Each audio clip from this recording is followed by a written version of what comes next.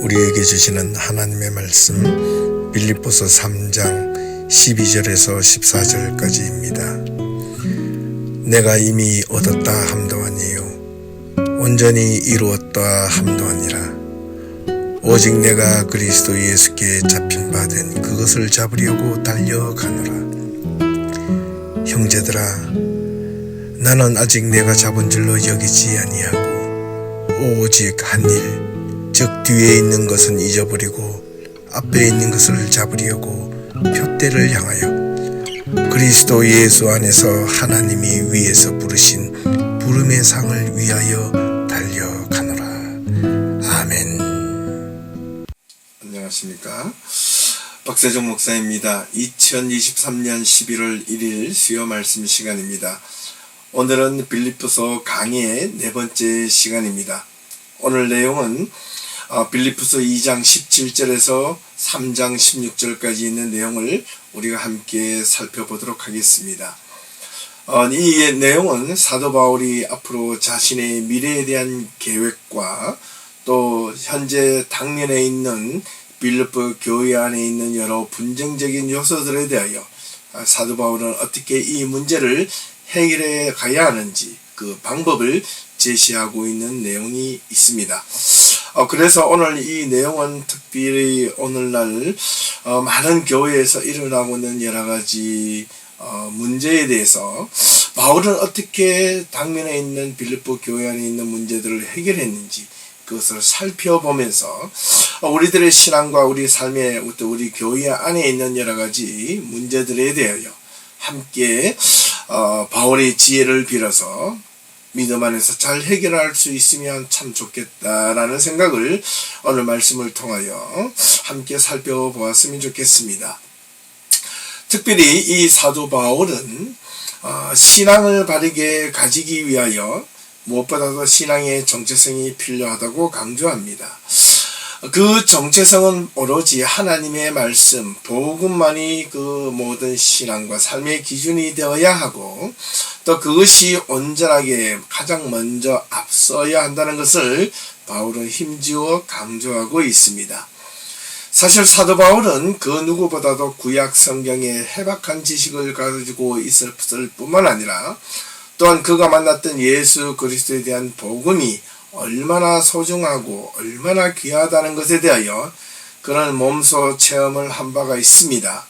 그뿐만 아니라 그가 가졌던 지난날의 모든 그 지식으로 말미암아 모든 사람들에게 또 바울이 경험했던 예수 그리스도의 복음과 또 신앙의 모든 면들을 아주 논리적으로 정말 잘 변증하고 대변할 수 있었다는 것을 우리는 또한 기억해야만 합니다. 그래서 우리가 또 무엇보다도 우리 예비교회의 모든 성도님들은 저는 간절히 바라기를 하나님의 말씀을 그냥 이렇게 성경을 읽듯이 그냥 읽는 것이 아니라 무엇보다도 더욱더 열심히 하나님의 말씀을 익히 바르게 듣고 배우고 또한 그것을 자기의 삶 속에서 온전하게 적용하며 실천되어 줄 수 있는 자리에까지 나아가기를 간절히 소망해 봅니다.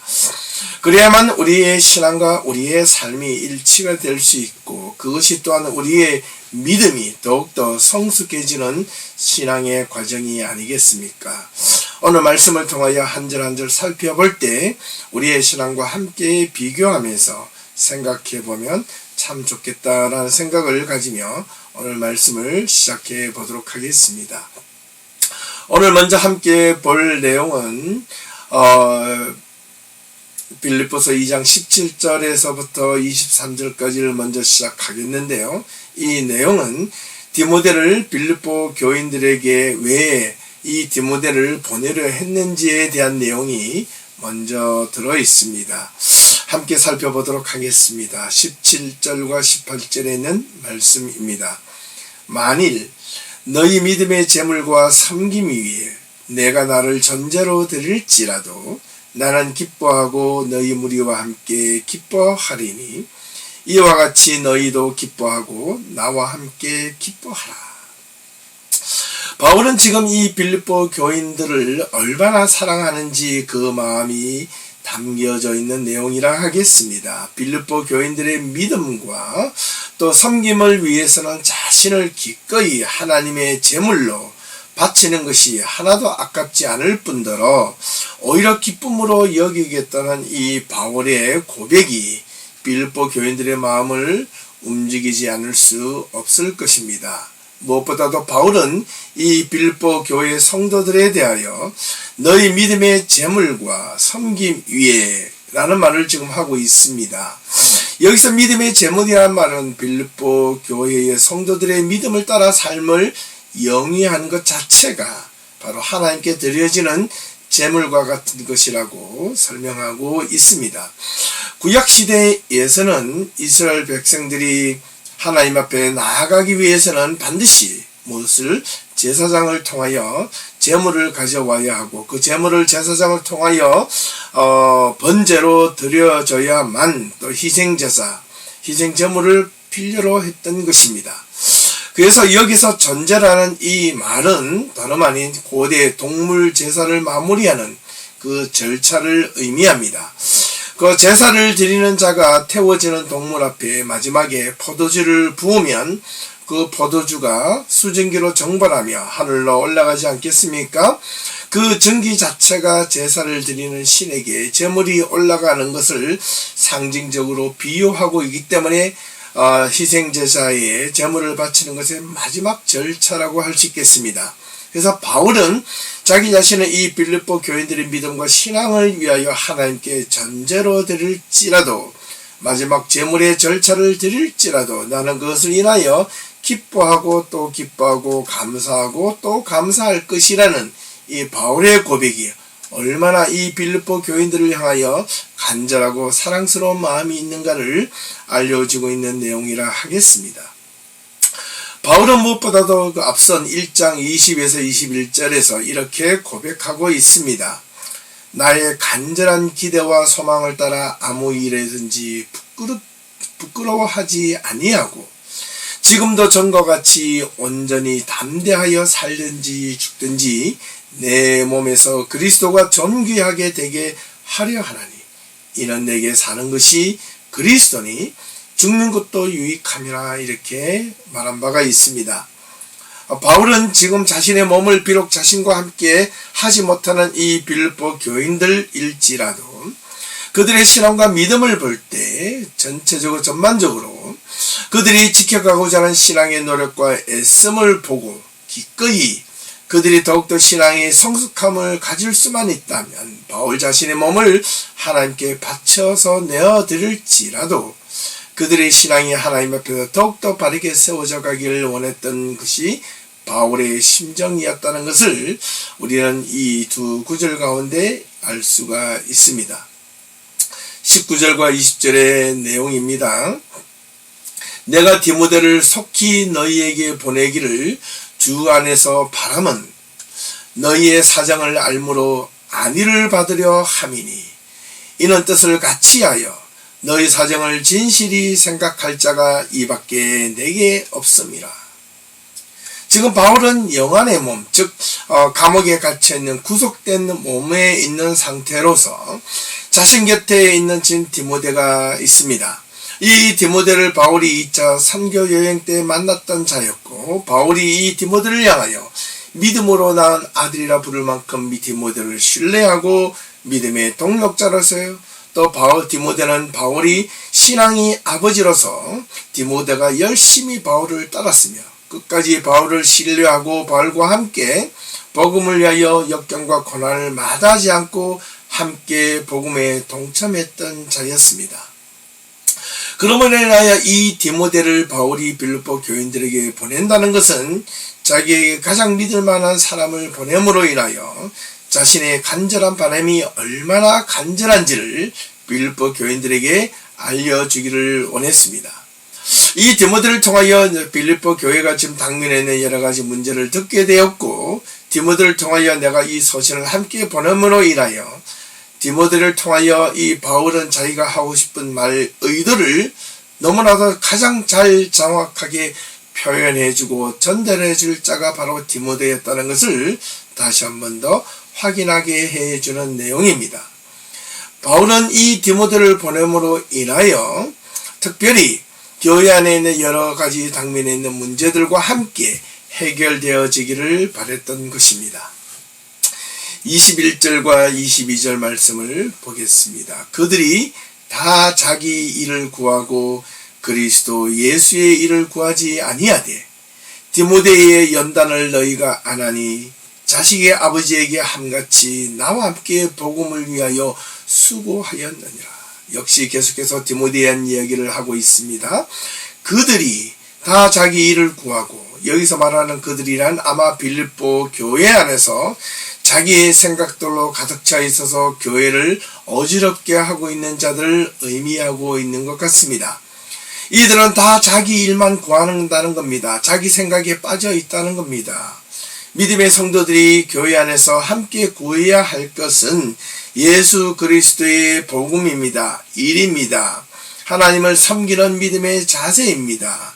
그것들을 구하지 아니하고 오직 자기의 생각, 자기의 일에만 빠져 있고 자기의 판단에만 집착해져 있어서 공동체를 생각하지 않고 오히려 신앙 공동체를 어지럽혀지고 있는 그들을 향하여 바울은 지금 지적하고 있는 겁니다. 그들 역시도 누구를?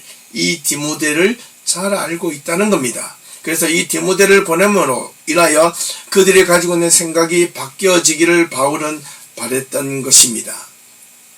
또 어떻게 보면 3장에서 언급하고 있는 개들처럼 물어뜯고 행악을 행하며 또한 자기 몸을 상해하는, 그러므로 인하여 교회를 어지럽히는 자들이 아닌가 추측을 또한 해보게 됩니다.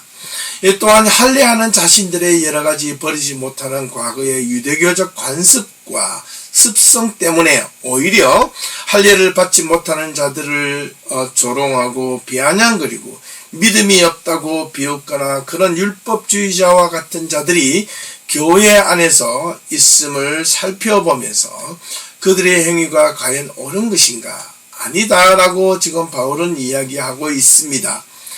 23절과 24절 말씀을 함께 보겠습니다. 그러므로 내가 내일이 어떻게 될지를 보아서 곧 이 사람을 보내기를 바라고 나도 속히 가게 될 것을 주 안에서 확신하노라. 지금 바울은 자신의 소망이 담겨져 있습니다. 지금 바울은 자신의 일이 어떻게 될지를 보아서 또 한편으로는 두려움과 염려가 있습니다. 좀 감옥에 갇힌 자로서의 자신의 미래가 어떻게 될지를 지금 염려하고 있는 내용입니다.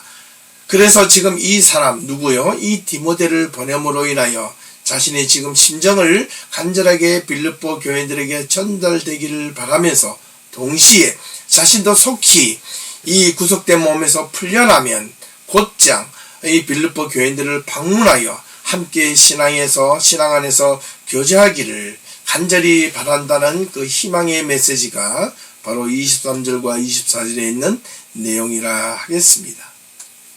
이제 25절에서 27절까지의 내용을 살펴볼 텐데요. 바울이 디모데뿐만 아니라 바울은 이 빌립보 교인이었던 에바브로디도를 함께 보내고자 합니다.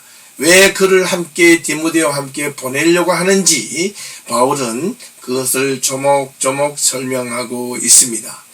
25절 말씀입니다.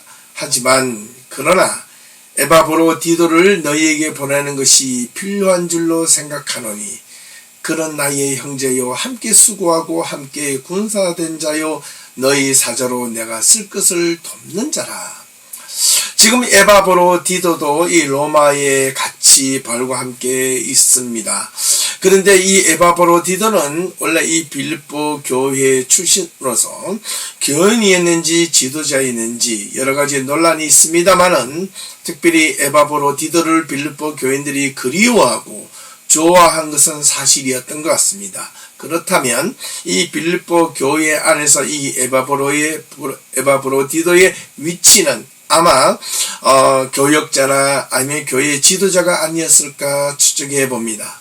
그래서 빌립보 교인들은 이 에바브로디도를 디모데와 함께 바울이 보내고자 했던 것은 빌립보 교인들에게 필요하고 또한 그는 바울과 함께 동력하고 형제여 복음을 위하여 군사된 자고 또 너희들에게 빌립보 교인들에게 이 일을 보내면 더욱더 신앙이 돈독해지고 그들에게 당면에 있는 문제가 잘 해결될 것이라는 희망의 메시지가 바로 여기에 담겨져 있습니다. 26절과 27절 말씀입니다. 그가 너희 무리를 간절히 사모하고 자기가 병든 것을 너희가 들은 줄을 알고 심히 근심한지라. 그가 병들어 죽게 되었으나 하나님이 그를 긍휼히 여기셨고 그뿐만 아니라 또 나를 긍휼히 여기사 내 근심 위에 근심을 면하게 하셨느니라. 지금 이 에바브로디도가 같은 빌립보 교인을 간절히 사모하고 있음과 동시에 지금 그는 로마에서 심한 병이 들어서 거반 죽게 되었습니다. 그러나 하나님의 자비와 긍휼하심으로 그가 되살아나게 되었고 그가 어느 정도 몸이 회복되었기에 바울은 그를 다시 빌립보 교회로 보내기로 작정을 한 것 같습니다. 이 에바브로디도가 병에 걸려 죽게 되었다는 소식도 저 멀리 있는 빌립보 교인들이 소식을 듣고 걱정했던 것 같습니다. 그래서 바울은 에바브로디도가 어느 정도 회복이 된 모습을 보고 빌립보 교회에 보냄으로 인하여 빌립보 교인들이 근심하고 있는 이 에바브로디도를 만남으로 그들이 가지고 있는 근심이 없어지기를 바랬던 것입니다. 자, 이제 28절에서 30절까지의 내용을 함께 다시 살펴봅니다. 이 내용은 바울이 에바브로디도를 추천하며 함께 보내고자 하는 바울의 심정이 생각이 어떠한지를 지금 바울은 설명하고 있습니다. 28절과 29절입니다. 그러므로 내가 더욱 급히 그를 보낸 것은 누구요? 에바브로디도를 보내는 것은 너희로 그를 다시 보고 기뻐하게 하며 내 근심도 들려 함이니라. 이러므로 너희가 주 안에서 모든 기쁨으로 그를 영접하고 또와 이와 같은 자들을 존귀히 여기라. 지금 여기서 바울의 마음을 읽을 수 있습니다. 에바브로디도와 빌립보에 있는 교인들을 얼마나 생각하고 있는지를 말입니다. 이 에바브로디도를 빌립보 교회에 보내고자 하는 의도가 바로 에바브로디도를 빌립보 교인들이 만났을 때 얼마나 기뻐할 것인가를 상상을 해보니 정말로 바울이 그동안 가졌던 여러 가지 근심마저도 없어질 것 같았던 것입니다. 그래서 이 에바브로디도가 병에 걸려서 거반 죽게 되었는데 하나님의 은혜로 회복이 되었고 거의 이제는 여행할 만큼 몸이 건강이 되찾아졌을 때 바울은 그를 디모데와 함께 보내고자 했던 것입니다. 그 이유는 빌립보 교인들이 기뻐하고 그를 영접하고 더욱더 이 에바브로디도와 또한 디모데를 빌립보 교인들이 존귀하게 대해주기를 바라고 있는 내용이었습니다. 30절 말씀입니다. 그가 그리스도의 일을 위하여 죽기에 이르러도 목숨을 돌보지 아니한 것은 나를 섬기는 너희의 일에 부족함을 채우려 함이니라. 이 에바브로디도가 죽게 되었을 때에 죽기까지 무엇을 했을까? 그는 바로 예수 그리스도의 복음, 믿음, 사역을 위하여 했다는 것입니다. 또 그 사역은 바울을 돕는 데 아주 에바브로디도는 헌신의 힘을 다하여 바울을 도왔음에 그 도움이 바로 뭐냐면 또 바울 자신은 빌립보 교인을 돕고 싶고 섬기고 싶었던 그 마음이 그만 일치하다는 것을 지금 알려주고 있는 내용이라 하겠습니다. 자, 이제는 여기까지가 첫 번째 단락이라면 3장으로 넘어가서 3장 1절에서 16절까지의 내용을 살펴보겠습니다. 3장 1절에서 16절까지의 이 내용은 바울이 현재 지금 빌립보 교회에서 당면하고 있는 여러 가지 분쟁적 문제에 대한 요소들을 하나하나 조목조목 짚어가면서 그 문제의 원인과 해결책을 제시하고 있는 내용입니다. 특별히 이 부분들을 우리도 함께 유심히 잘 듣고 배워서 우리 안에 앞으로 여러 가지 문제가 있거나 여러 가지 분쟁적인 요소가 있을 때 어떻게 그 문제를 잘 헤쳐나가야 할지 그것을 함께 살펴보도록 하겠습니다. 1절 말씀입니다. 끝으로 나의 형제들아 이 형제들은 누구입니까? 바로 바울은 나의 형제들아, 나의 빌립보 교인들아 라고 지금 부르고 있습니다. 주 안에서 기뻐하라. 너희에게 같은 말을 쓰는 것이 내게 수고로움이 없고 너희에게는 안전하니라. 이제 바울은 그들을 형제 자매 한 하나님의 식구로 지금 표현하고 있는 것은 동일한 마음, 동일한 신앙, 동일한 하나님의 자녀임을 선포하고 있는 겁니다. 바울은 이 빌립보 교인들에게 주님 안에서 언제나 기뻐할 것을 요청하고 있습니다. 여기서 기뻐한다는 말은 기뻐할 일이 있어서 기뻐하는 것이 아닙니다. 예수 그리스도 안에서 주님 안에 있음 그 자체로 인하여 기쁨을 가지라는 그 말이었던 겁니다. 우리가 신앙이라는 말, 신앙이란 이 울타리 안에서 늘 기뻐하는 마음을 간직해야 하겠습니다. 특별히 신앙 공동체 안에서 서로 기뻐하고 즐거워하는 마음이 없다면 우리는 언제나 이 신앙이 힘들 수밖에 없고 버거울 수밖에 없습니다. 바울은 신앙 안에서 즉 주님 안에서 언제나 기뻐할 것을 주문하고 있는 이유가 바로 여기에 있었다는 사실입니다. 주님 안에서 기뻐하는 모든 일들이 있다면 바울이 지금 빌립보 교인들을 향하여 애타하고 수고하는 모든 것들이 문제가 아니며 오히려 빌립보 교인들에게는 이러한 내용들이 안전하고 또 확고하다는 뜻입니다. 확실하다는 표현입니다. 바울이 지금 이렇게 기뻐하고 수고하고 애쓰는 모든 것들이 자기가 이런 모습을 통하여 빌립보 교인들의 신앙이 더욱더 확고하게 되기를 바랬던 마음이 바울의 심정이었던 것입니다. 이제 2절부터 16절까지의 내용을 다시 한 번 더 앞서서 언급했던 것처럼 바울이 지금 빌립보 교회에서 가지고 있는 문제들을 원인을 분석하고 그에 대한 해결책을 제시하고 있습니다.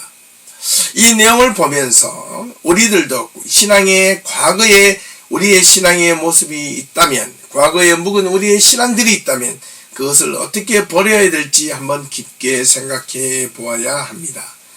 그런데 그것을 지적당한다고 생각하면 참을 수가 없습니다. 그것을 버려야 합니다. 그것을 내려놓아야만 새로운 신앙, 온전한 신앙을 얻을 수 있기 때문입니다. 믿음의 신앙을 날마다 새롭게 만들어갈 수 있기를 간절히 소망합니다. 말씀을 날마다 새롭게 받을 수 있는 그런 열려있는 신앙인들이 될 수 있기를 간절히 소망하며 이 말씀을 계속해서 이어져 가보겠습니다.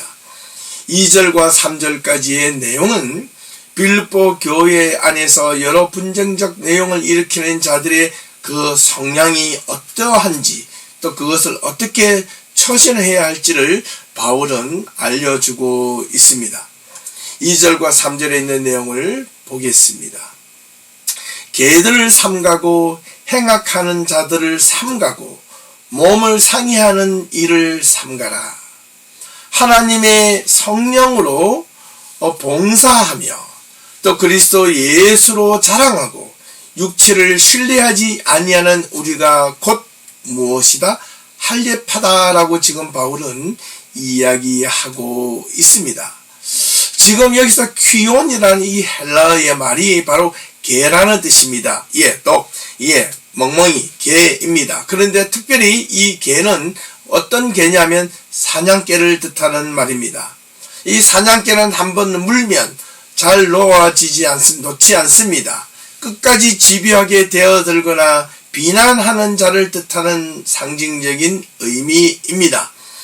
이 말은 또한 자신의 순수한 마음으로 이야기를 한다 하지만은 그 이면을 들여다보면 무엇이 불순한 마음을 가진 뻔뻔한 사람을 뜻하는 말로 사용되어지기도 했었습니다.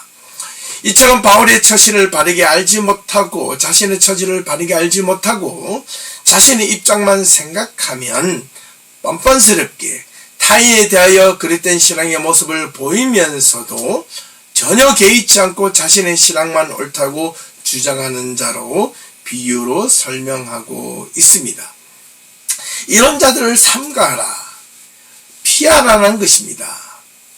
그리고 행악하는 자들을 또한 삼가라, 피하라는 말입니다. 해를 가하는 자들을 삼가라, 또한 피하라는 겁니다. 왜 그들을 자꾸 피하라고만 했을까요?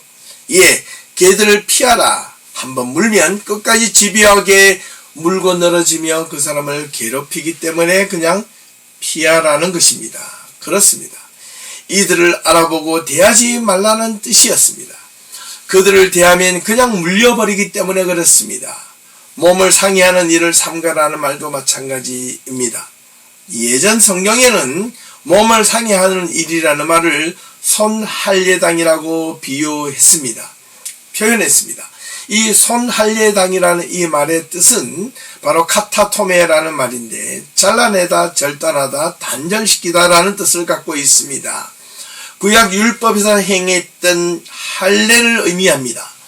그래서 이 할례를 행함으로 인하여 이 유대적 관습과 습관에 젖어 있는 기독교 신앙인들도 있었던 모양입니다. 이들 기독교 유대교적 신앙을 여전히 가지고 있던 사람들은 유대교적 방식 안에 있는 이 할례를 계속해서 함으로 인하여 할례를 받지 못하는 자들을 신앙이 없다, 믿음이 없다 이렇게 율법주의적으로 정죄를 했기 때문에 이들의 신앙이 옳지 않다는 것을 바울이 증명하기 위하여 이 내용들이 빌립보 교회 안에서 여러 가지 문제와 분쟁적 요소가 되었던 것 같습니다. 그래서 이 바울은 이 문제들을 해결하기 위하여 이 원인을 하나하나 조목조목 지적하고 지금 설명하고 있습니다. 할례를 받은 자와 할례를 받지 못한 자를 자기네들끼리 구분하면서 신앙의 깊고 얇고 믿음이 있고 없고를 자기 마음대로 판단해 버린 것입니다. 어떤 신앙의 모습은 지극히 자기중심적인 세상적인 육체적인 자기 자랑이 아닐 수 없습니다. 그래서 사도 바울은 이미 로마서 2장 28절과 29절에서 이렇게 언급하고 있습니다.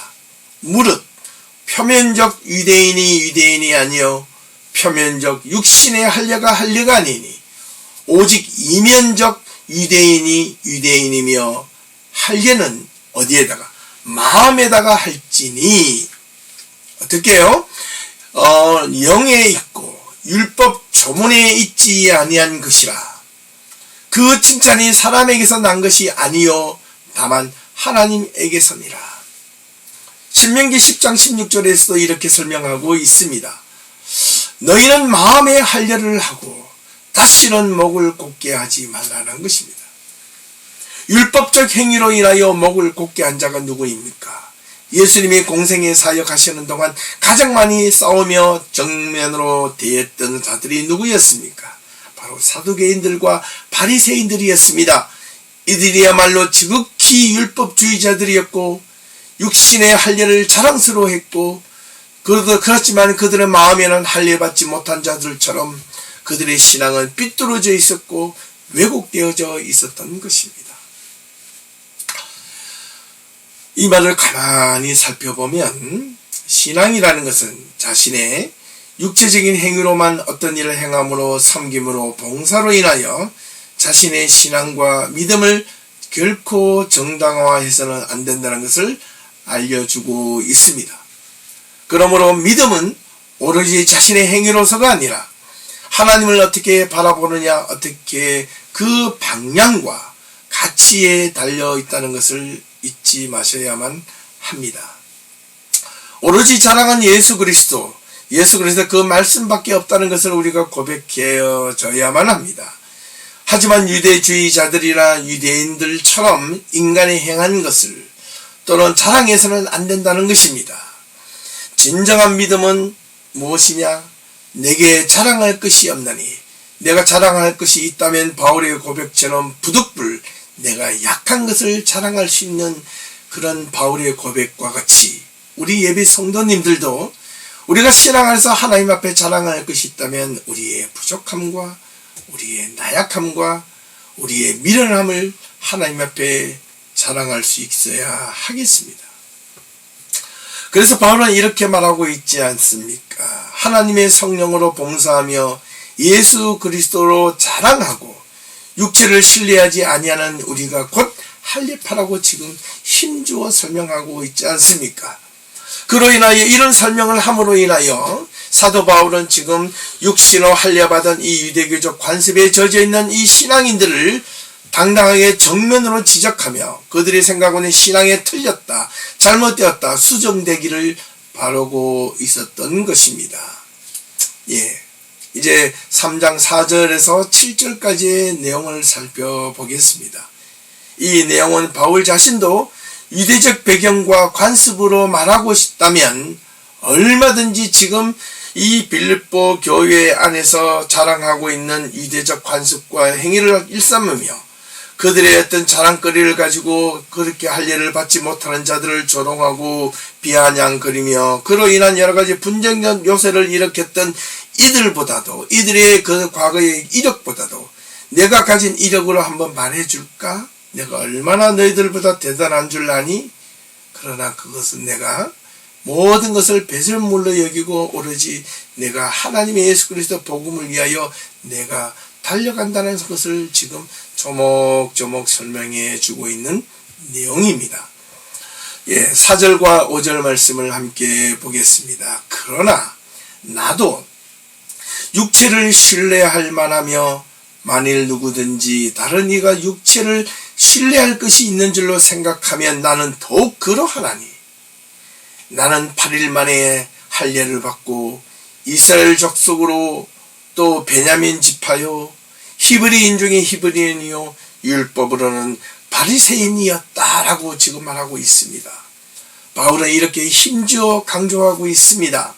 자신의 신분과 지난 날의 자신의 삶의 모습을 돌아보면 지금 세상의 그 누구보다도 빌립보 교회에서 유대교적 관습으로 젖어있는 그 어떤 사람들보다도 나는 정말로 진정한 할례파이며 자랑을 할 수 있지만 그러나 그 자랑은 자랑이 아니기에 나는 그 모든 것을 내려놓고 오로지 무엇을 복음을 위하여 섬기는 자로 변했다라고 지금 이야기하므로 이 빌립보 교회 안에서 문제를 일으키고 있는 이 유대교적 관습에 젖어있는 자들에게 경종을 울려주고 회개를 촉구하고 있는 내용인 것입니다.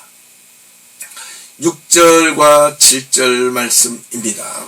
무엇보다도 열심으로는 내가 교회를 핍박하고 율법의 의로는 흠이 없는 자였다.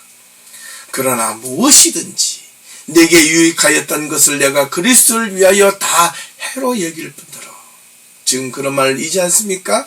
열심으로는 바울은 예전에 예수 그리스도를 만나기 이전에는 내가 교회를 박해하고 내가 율법으로는 의로는 흠이 없는 자로서의 내가 당당한 삶을 살았는데 그러나 내가 예수를 만나고 나니 그 모든 것들이 얼마나 부끄러운 짓이었는지 얼마나 그것들이 내가 율법적 행위가 의미가 없는지 그로 말미암아 내게 유익하는 모든 것들을 예수 그리스도를 위하여 다 무엇으로 해로 여기며 이제 8절과 9절로 넘어가 봅니다.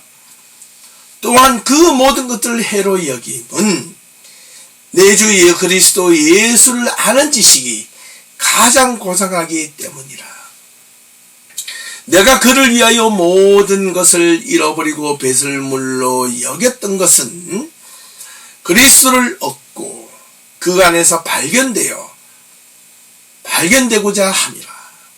내가 가진 의는 율법에서 난 것이 아니요 오로지 그리스도를 믿음으로 말미암는 것이니 곧 믿음으로 하나님께로부터 난 의였다. 자신이 지금 의로움조차도 내가 얻어진 것이 아니라 하나님의 은혜와 긍휼과 자비하심으로 얻게 되었다는 것을 지금 바울은 힘주어 강조하고 있습니다. 그로 인하여 바울이 지금까지 자신이 그렇게 소중하게 간직했던 그 모든 것들을 해로 여기고 배설물로 여길 수 있었던 것은 바로 그리스도를 아는 지식이 더 고상하기 때문이다. 고상하다는 것을 가장 우선순위로 두었기 때문이다. 그래서 하나님의 말씀이 내 삶에 가장 앞서가시고 가장 최고의 자리며 가장 먼저 나를 이끌어 가실 분이라는 것을 바울이 고백하고 있습니다. 이 말처럼 우리 예비 성도들도 하나님의 말씀이 예수 그리스도의 복음이 여러분 삶에 가장 우선순위가 되고 가장 앞선 삶의 리더가 되어줄 수 있기를 간절히 소망해 봅니다. 그로 인하여 그리스도를 얻고 그 안에서 하나님의 은혜를 발견되게 하고자 하는 것이 우리 신앙인의 모습이 아닐까 감히 생각해 보겠습니다. 10절과 11절입니다. 내가 그리스도와 그 부활의 권능과 그 고난의 참여함을 알고자 하여 그의 죽으심을 본받아 어떻게 해서든지 죽은 자 가운데서 부활에 이르려 하나니. 지금 바울은 그리스도와 부활의 권능과 고난의 참여함을 알고자 하여 그의 죽으심을 본받아서 바울 자신도 지금 어떻게 하면 예수 그리스도의 부활과 권능을 그 고난에 참여할까 지금 염려하고 있습니다.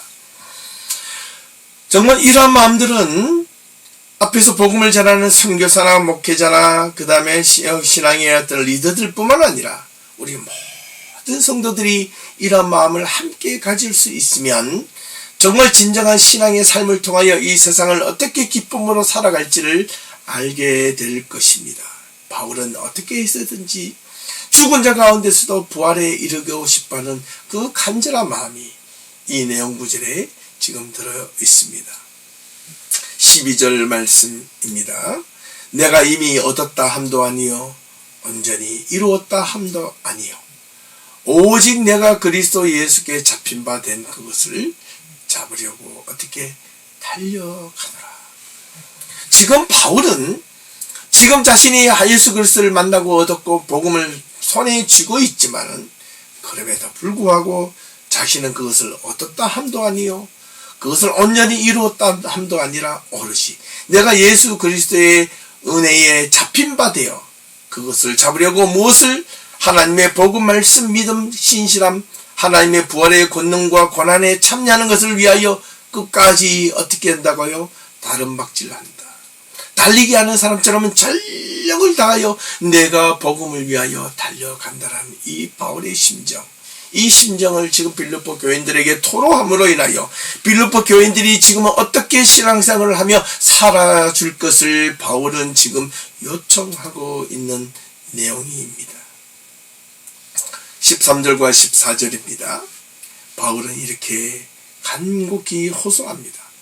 형제들아, 나는 아직 내가 잡은 줄로 여기지 아니하고 오직 한 일, 즉 뒤에 있는 것은 잊어버리고 앞에 있는 것을 잡으려고 표대를 향하여 그리스도 예수 안에서 하나님이 위에서 부르신 부름의 상을 위하여 어떻게 한다고요? 달려가노라. 나는 아직 내가 잡은 줄로 여기지 아니하고 무엇을? 복음을, 말씀을, 구원을. 그래서 어떻게 씁니까? 그걸 잡기 위하면 어떻게 해야 됩니까? 열심히 쫓아가야죠. 그 쫓아가는 그 애절함, 간절함을 인하여 내가 무엇을? 하나님이 원하시는 마지막 표대의 목적, 그 고를 향하여 예수 그리스도 안에서 하나님이 위해서 나를 선택하시고 나를 하나님의 말씀의 전도자로 세운 그 상을 위하여 부름에 대한 목적을 이루기 위하여 또 그러해 나중에 내가 받게 될 면류관을 위하여 그것을 꾸며 그것을 바라보며 그것을 소망하며 바울은 지금 달려가고 있다는 것을 분명하게 지금 알려주고 있는 내용입니다. 이제 마지막 15절과 16절입니다. 그러므로 누구든지 우리 온전히 이룬 자들은 이렇게 생각할지니 만일 어떤 일에 너희가 달리 생각하면 하나님도 이것도 너희에게 나타내시리라. 오직 우리가 어디까지 이르렀든지 그대로 행할 것이라. 이렇게 함으로 이 말씀을 오늘 마치고 있습니다.